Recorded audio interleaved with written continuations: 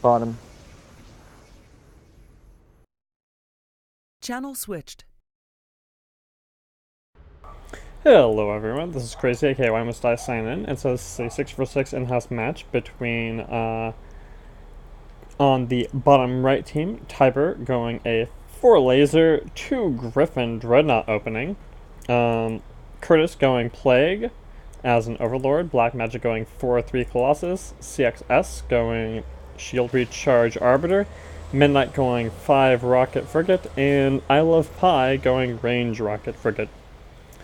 On the blue team, we have OG Kush going 5 Interceptors, Calypso going Storm opening, Dirty going Range Missile, Boomer going Spores, LSD going Plague, and Kent Mulberry also going Plague. So double Plague versus double Frigate. I feel like this could be a rough beginning for the blue team, although as the game goes longer, assuming they don't lose Kent right here, right now. Oh my goodness.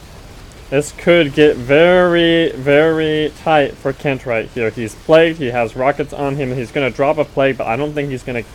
are they going to dive in? Are they going to get one more rockets off? And... nope, he goes down just before he gets back into the range of the healing beam of the mothership.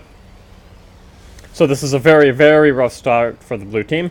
They do have a Guardian. Guardian is has been changed a lot in the lead up to the 1.91 patch, so we'll be able to see it in action here, but it will be the Guardian in a contain. They do still have Overlord, they do still have Arbiter. They can still come back from this. Now, you do think right here, okay, they didn't have any tanks, so I think that's one thing to bear in mind. You know, you have 2 tanks here, which is going to give the bottom right, the bottom left team, the red team, the stronger contain. It's also going to be the case that as we push out here, I'll go ahead and jump into Boomer's perspective. Oh, where'd it go? Oh, it's right there. Oh, why is it so zoomed in?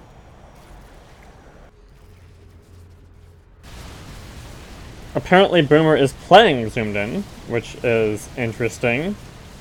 I'm going to jump to LSD inside there. That's a little bit more out. And get a chance to see what's going on from their perspective here. But this is definitely a very rough start for the blue team to be losing their second Plague Overlord. Should they have had a tank here, would that have given them a little bit more control in the field at the very beginning of the game? It's entirely possible. But they are not out of the game right now. This is still a winnable game for them. They're not that far down on farm. And what losing a ship at the very beginning of the game can sometimes mean is that everything else will have more access to get farm themselves. So each individual ship has a chance to get more well farmed. And so you can see OG Kush, although this team is down, is currently the highest farmed ship in the game. And he is a carrier with 7 ints.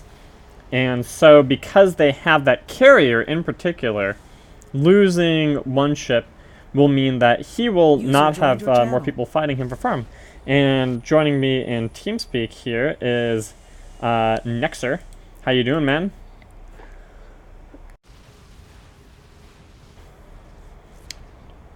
Are you, I cannot hear you right now.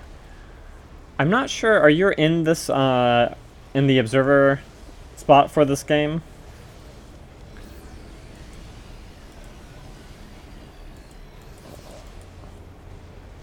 Still cannot hear you. Well, anyway, how does Calypso have negative 1,000 points? So Calypso has a record we're in. He has won 15 games out of 63 he has played. And so what this means is that, yes, his team will get more points for winning the game and they will lose fewer because his rating is so low. What this really indicates is that he usually just leaves games when he is done with them. You know, if he dies, he's probably the type of player that if he dies, he will leave the game and he doesn't care about winning or losing. He doesn't want to watch the game after he's dead. He will just be done. So this is one of the many reasons why rating is not a very good indication of actual player competence.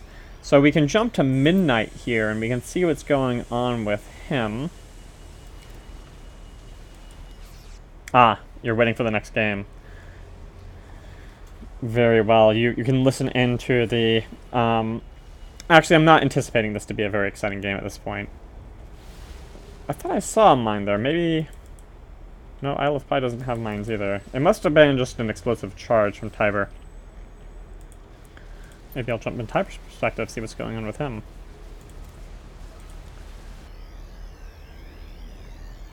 So at this point, the red team is still up 150 farm and a ship. But OG Kush and his carrier is still 130 farm higher than anyone on the bottom left team. And so what responses are they going to have to carry? They don't have the Void Ray, which would be the hard and fast, you know, completely shut down a carrier ship. They do have an Arbiter, and so leaving Tiber's perspective for the moment and going to CXS, we can see he does have Cloak and he has Shield Regen. So long as CXS can get to anyone in time, he can peel off the interceptors and or scouts or what have you that OG Kush is going to be going for. OG Kush is going 15 interceptors. He does have Plasma Surge, so he's primarily going almost a pure interceptor build. One of the reasons he would be doing this at this point is so that he can continue to farm even after they get contained, which is always a risk when they are down a ship and down now 300 farm. And the other hope is that he'll be able to get his ints out and land them on CXS, right? I mean, killing the Arbiter is at this point pretty much the top priority. And there is no Raven from the red team, so they don't have a way to just infinitely protect that Arbiter. There is no infinite protective field. Now what there are there's 4 lasers on Isle of Pie, and there's 2 lasers on the other frigate on Midnight. So it's primarily through lasers that they're going to be killing these level 15 Plasma Surge interceptors, which is not really the most effective way to be dealing with interceptors. But it doesn't necessarily right now have to be the most effective way, it just has to be enough, right? Until the interceptors get really, really high. Until Kush can just Plasma Surge all day and then warp more in. They just need to have enough. They need to maintain their strong contain and get a substantial farm lead so that the rest of the blue team will be so low they won't be able to protect people properly. Calypso does have Force Field, Feedback, and Storm with 500 energy, but he doesn't have Cloak and he doesn't have Stasis, so he doesn't have ways to really save someone really big. He also doesn't have Chrono Boost, so he won't be able to help someone escape a Stasis double fusion. Midnight does have Fusion. CXS is at 260 minerals, so he does not have enough to grab Stasis, and he's burning, so he might head back soon. So it doesn't look like they're going for Stasis double fusion right now, which is almost a little surprising to me, that they wouldn't be starting to think of... Well, they're probably thinking about going into it right now. They just want to maintain a stronger farm lead for the moment. Black Magic a little bit in the back here. Oh, and CXS does go down to interceptors. The lasers were not enough. They stayed a little bit too long. And now, Black Magic is also in a rough spot here. And this is exactly what I was saying, is that as soon as the interceptors got up to 22, OG Kush was able to farm a little bit while they were contained with the strong interceptors.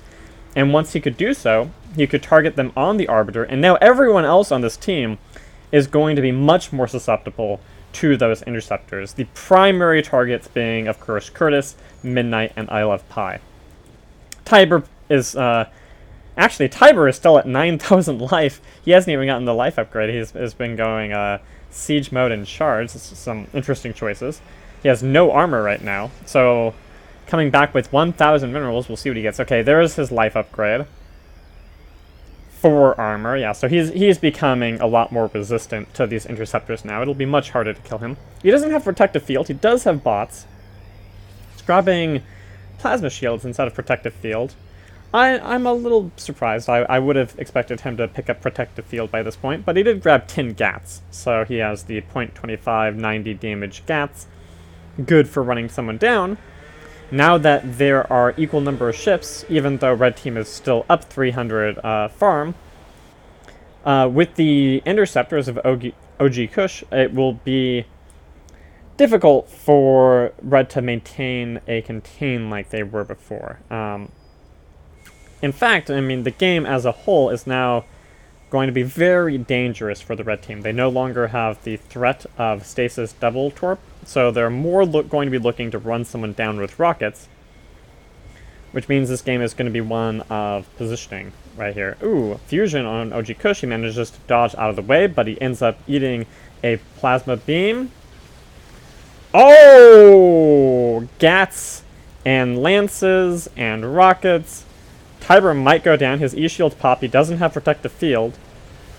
They might not know he doesn't have protective field, but they dove back in too far. Boomer goes down as well. LSD goes down, and this game goes to the red team. OG Kush got a little bit out of position there. He got caught and run down, and that's always the risk with a carrier there.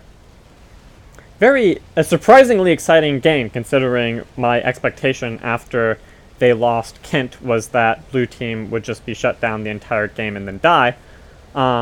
That OG Kush almost managed to really precipitate a comeback here. Was very exciting, but ultimately the team with more farm and 2 tanks and lots of rocket aggression is the one that ended up winning.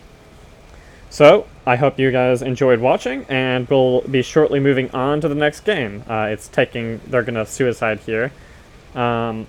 And then I'll go ahead and stop the stream after they finish suiciding.